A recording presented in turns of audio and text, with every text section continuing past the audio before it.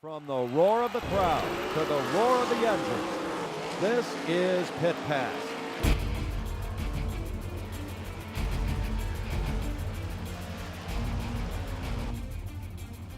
Pit Pass is brought to you by Aaron's of State College on the Benner Pike and by Pocono Raceway, the Tricky Triangle.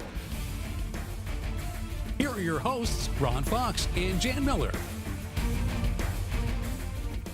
Hello and welcome to another edition of Pit Pass. This is the second show of the season, and this one kind of has a theme. What's that? Racetracks coming back from the dead. Well, Jan, it's nice when people in the racing community breathe new life into tracks that have been dormant. And we were at one of those tracks on Saturday. That's right, and here's what's coming up on Pit Pass. We will have highlights from America's Motorsports Park. We will get amped up at the Clearfield Bull Ring. Pit Pass made a stop at the historic Bedford Speedway on Friday night. Some of the evening's action will be right here. Racing has returned to Hill Valley Speedway. We catch up with those responsible for its rebirth, as well as a preview of some upcoming special events. Now, before we get to a few racing highlights, let's catch you up on some recent news. Port Royal Speedway announced that they will host one of the Appalachian Mountain Late Model Speed Week races this year. The event will take the place of one that was to be held at another track, so mark Tuesday, June 4th on your calendar. Some of the drivers who will enter the Speed Week Series races compete on a regular basis at Bedford Speedway. So let's take a look at their 25-lap feature event from Friday night. Steve Campbell in the yellow number 2 would bring the field to the green with the 66 of Justin Can to his outside. Yet as they take the green, Can is the first to the stripe. The battle for third is between the blue 92 of Jeff Ryan and Wayne Johnson in the 17. Down the backstretch, Ryan closes on Campbell as they reach turn 3. Ryan tries the high side through the turns, but Campbell maintains second place. On the next lap, the 7 of DJ Troutman overtakes Johnson for the 4th spot. On lap 5, Ryan makes it stick on the outside of Campbell through 1 and 2 and moves into the runner-up position. A caution comes out on the same lap, setting up this restart where Troutman gets by Campbell to move into the 3rd spot. Through 1 and 2, Matt Cosner in the other 66 machine works the inside of Johnson for a position inside the top 5. Behind them is the 15 of Matt Parks, who has won the first 2 features at Bedford this season. Can maintained his lead over Ryan as they closed on the halfway mark. Can once again got a jump on Ryan on a lap 11 restart. Troutman was 3rd, followed by Campbell. Cosner was 5th, before Parks would take the spot on the same lap. Ryan would retire on lap 13, leaving Can with a huge lead over Troutman. Campbell had fallen back as far as 5th, but here he challenges Troutman for 2nd place. Going into turn 1, he takes the spot, with Parks now up to 4th. Chad Hollenbeck slowed on the front stretch to bring out the yellow with 3 laps remaining. Can's huge lead disappeared, but he was able to put some distance on Campbell on the restart. Parks, now up to 3rd, pressures the number 2 machine while Can pulls away off of turn 2. Justin Can would hold on to take the checkers. Congratulations, Justin, on your first super late model win. You held off some great drivers there, and Ryan, Campbell, and Parks. Yeah, it was really good. The car was good. We went with a harder tire, and we were debating on that. It fired off the first lap and was rolling. The restarts, I was nervous. I knew I had to get in and get out pretty good, and my guys were signaling me on the corners, and said I was stretching the lead out, and I just held my line and kept it rolling. I was going to say, after Ryan fell off there, you had quite a lead, and that caution came out the last second. Are you thinking like every driver's thinking, what's going to happen here? Yeah, and I didn't even know Ryan broke. I didn't even look at the scoreboard. I was just concentrating on keeping my tires warm under caution. And I knew I had a good lead there, 3 to go, and I was good. Then the caution came out, and I was like, here we go again. So by that time, I seen Campbell was back up to 2nd, and Matty was into 3rd. And so the next restart, I held my line, and I had a good lead coming off 2, and that was it. I was going to say, that's probably what won it for you there. You got a good restart there. Yeah, I had good restarts all night, they said, and I was pulling 2 to 3 cars coming off 2, and kept on gaining them throughout the long green. So everything worked out good, and I'm glad it's over. Well, it seems like it was only, what, a couple years ago I saw you in street stocks at tracks like Heston. Here you are at Victory Lane at the legendary Bedford Speedway.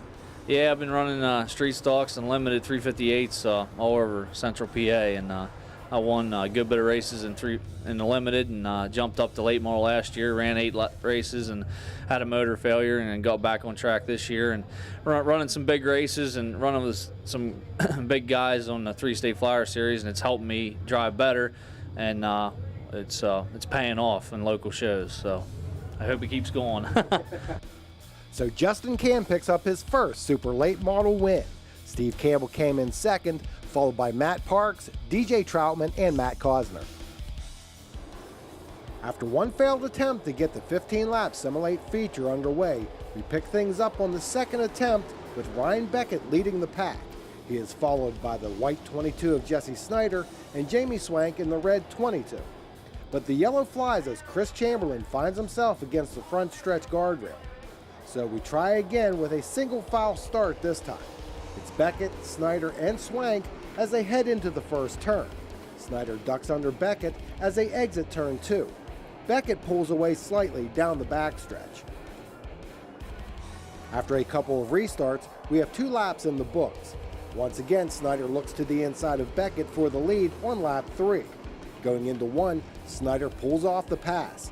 Swank then dives under Beckett off of 2, but Beckett pulls even with Snyder down the backstretch. As they go through 3 and 4, Snyder is able to maintain the lead. On the next lap, Beckett tries his hand at reclaiming the top spot. Snyder edges him at the line. Also in the mix is the white 96 of Jim Saylor as Swank and Beckett run door-to-door for second place. Beckett came to a stop to bring out a caution, although he did return to action. Chamberlain battled from the back of the pack. Here he races Bob J for 5th place with the 65 of Matt Krause running 4th. Swank pressured Snyder throughout the latter stages of the race. A late caution with 4 laps to go set up this final lap shootout. Chamberlain had made it up to the 3rd position.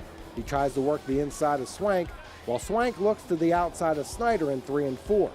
Swank keeps Chamberlain at bay, but can't catch Jesse Snyder.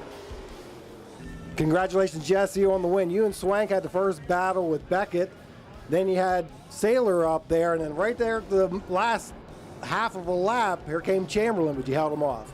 Yeah, with people of that good experience, I'm only still young yet, and they're twice as old as I am.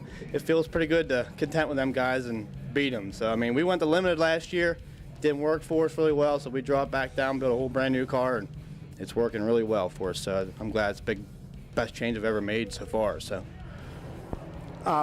You and Swank, door to door for many laps, and just real tight racing there. It was you put on quite a show. Yeah, we were bumping a little bit, but that's the feature of Bedford Speedway. It's so fast and so wide, you can go anywhere you want to go. You bump a little bit, keep on going, and he come up and congratulated me and stuff. So he's perfectly fine with that. He said that's the best race he's been in a long time. So. And one thing we'll say about the Simulate class here is I noticed in the heat races that they seem very equal. Yeah, everybody's probably 358. Some guys run a little bit bigger motor, but I think our 358 is going to hang in there all year. And Bechtel, he does a really good job building my engine, and I really got to thank him for helping me out this year and stuff. So hopefully we'll keep going. Jim Saylor finished 4th in the Simulate feature, followed by Matt Krause. Robbie Black took the checkers in the limited late models. Deanna Groves picked up the victory in the E-mods, which have been added this season.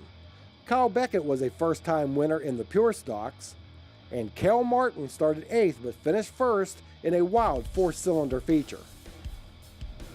From the lightning-fast speeds of Bedford Speedway, we go to the tight bullring of America's Motorsports Park for highlights later in the show. Up next, I catch up with the principals involved with bringing life back into a Huntington County racetrack. That and more when Pit Pass returns. Brand name merchandise for your home, furniture, computers, electronics, and more.